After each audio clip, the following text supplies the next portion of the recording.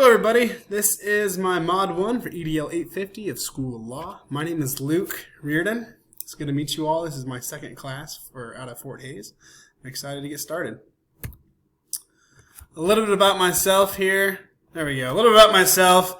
Video I watched earlier, I can't think of the person's name, but I think we'd get along pretty well. I'm a very large outdoorsman. There, starting at the bottom. Sorry, there's a catfish I caught this year out at Milford Lake. I live over here in Solomon, Kansas, kind of by Milford, so I can get out there as much as I can. I am married to a wonderful lady by the name of Sarah Reardon. We've been married for almost 3 years now, which is crazy to think. We have a son right here. His name is David. We named him after my wife's late father. And I have another son. I put Ann ...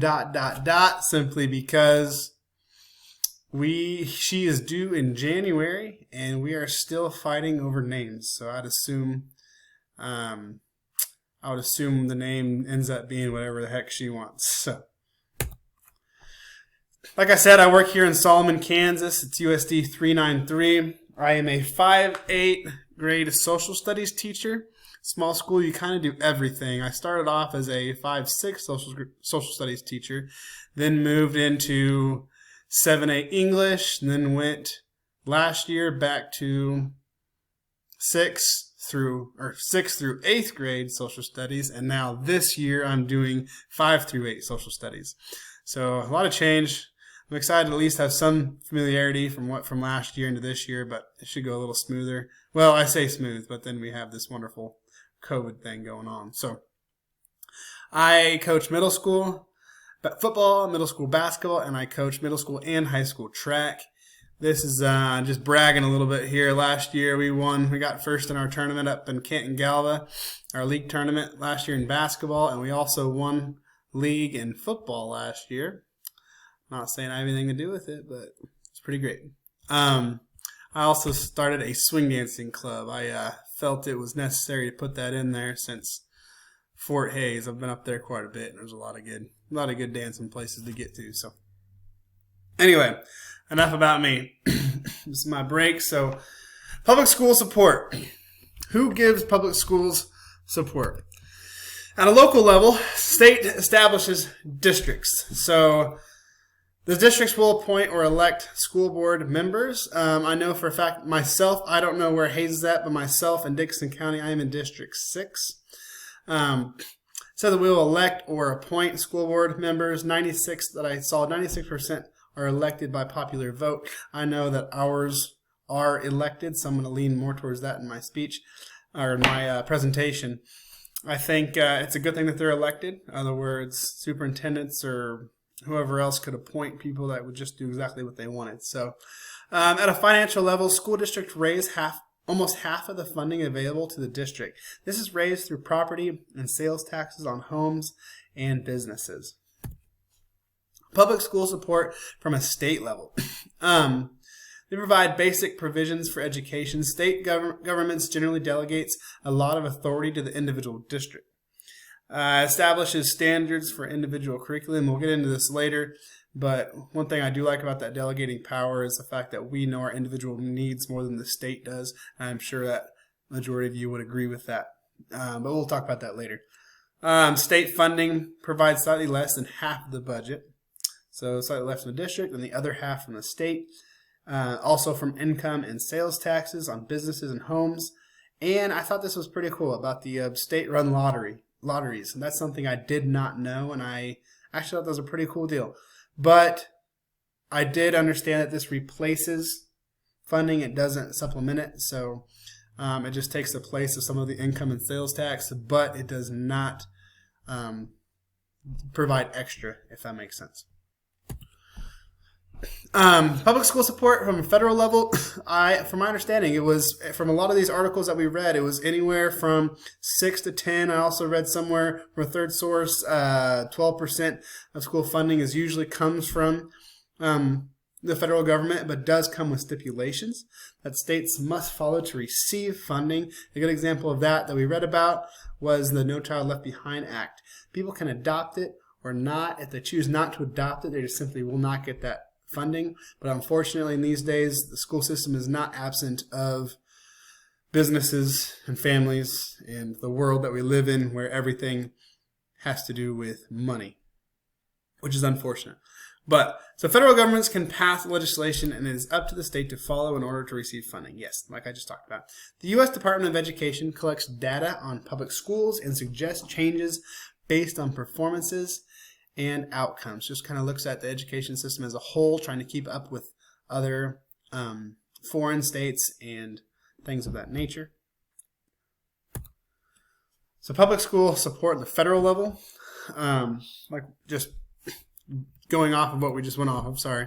But the 8 to 10% of funding from federal comes from a variety of resources, such as within the federal government, such as the Department of Education, Department of Health and Human Services, and Department of Agriculture with our food services.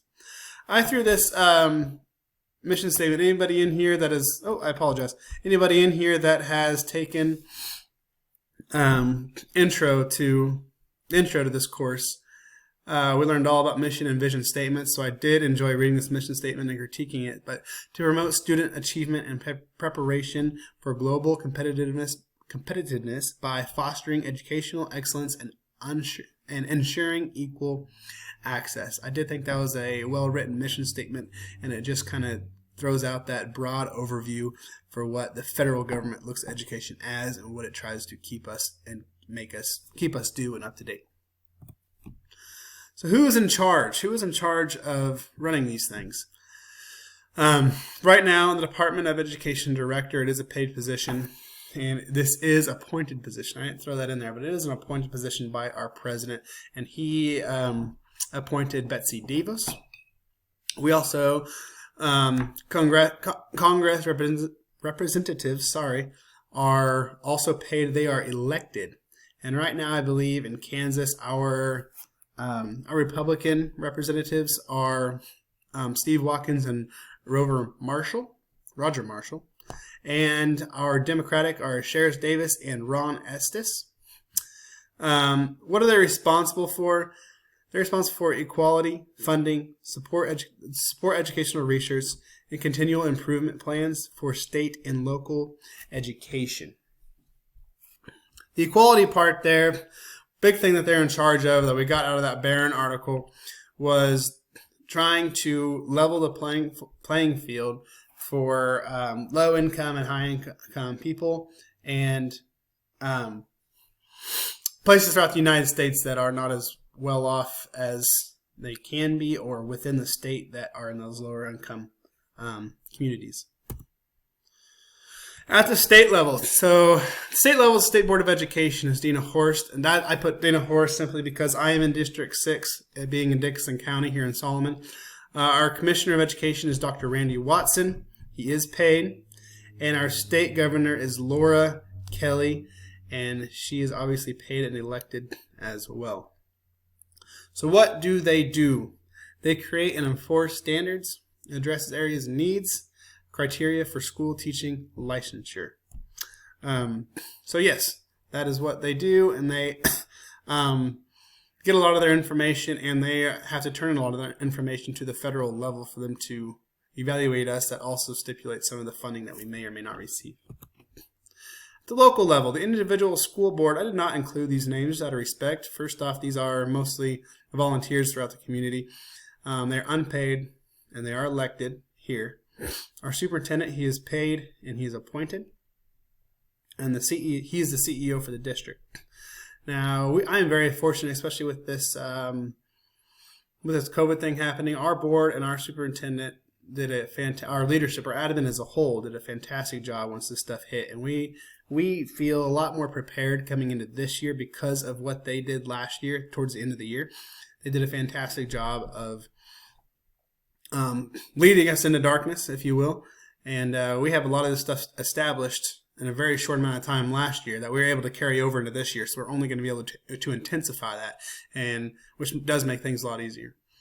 Their duties are staffing, adopting curriculum, and day-to-day activities of the district. So, which Areas of government covers these components are standard number 6. So at the local level, the component 6.1 covers this one: evaluate, develop, and implement management, communication, technology, school level governance, and operation systems that support each student learning needs and promotions to mission and vision of the school. So the mission and vision of the school are established locally. They are established by our superintendent to be approved by the board. When it says school level governance, that's our individual school, so that relies heavily on our admin and our school board.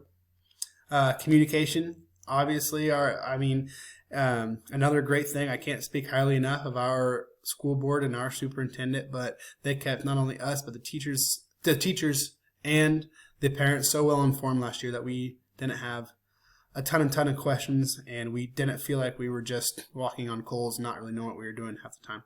So anyway, that's the more local level. Going on to the state, they evaluate, develop, and advocate for data-informed and equitable resources plans that support school improvement and student development. They're the ones that kind of look at the state as a whole, look at the state, then see where we need to improve, and those schools that need to improve get additional funding and different resources to bring them up to par, and that helps us get the state get federal funding for our school systems. And at the federal level is component 6.3. They reflective, evaluate, communicate about and implement laws, rights, policies, and regulations to promote students and adult success and well-being. So yeah, they evaluate and communicate exactly what we need and what needs to be established for us to be able to keep up with our foreign competitors. And they're looking at places and can also apply different fundings to other places that need to be brought up. Kind of like I talked about the state level, but it's more at the complete United States level. Success and well-being for each student and adult. So I just kind of put down some talking points here. So not delegating power down. The reason who benefits the most, how are we ensuring the well-being of each student and adult, kind of like the heading says. But one thing about that delegating power down, the overall overview of the federal and state level is great, just to kind of keep us to where we need to be and kind of give us guidelines.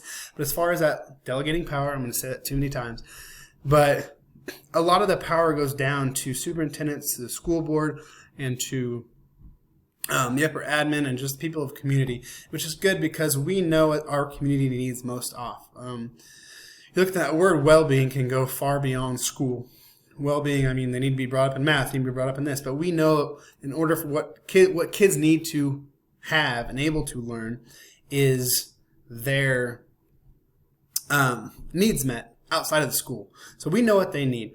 And that's one thing that I really, really like about school boards members here being elected, and also it's kind of volunteer time. They're not in it for the money. They're here to see exactly what our community needs, and they go and reach out for it, which is a great thing to do. And that goes down to my equality piece as well, kind of skipping this middle one. That equality piece, they're able to see what some students need. And our school is so small that it's a very, very personal level to where, like I just said, we know what each individual teacher and kid need to be able to bring them up to par. Now that resources piece, again, goes back to we know what kids need, but also going to the well-being of each student and adult. Can't really forget about the parents or the teachers, but also we all know as teachers we are not don't always have the best, most resources that we need. We can always use more. But saying again, and adult, we have to be able to establish and give things to parents to be able to help them out for the overall well-being, once again, the success of their child, which could be any sort of family services, counseling, things of that nature. And here are a list of my references.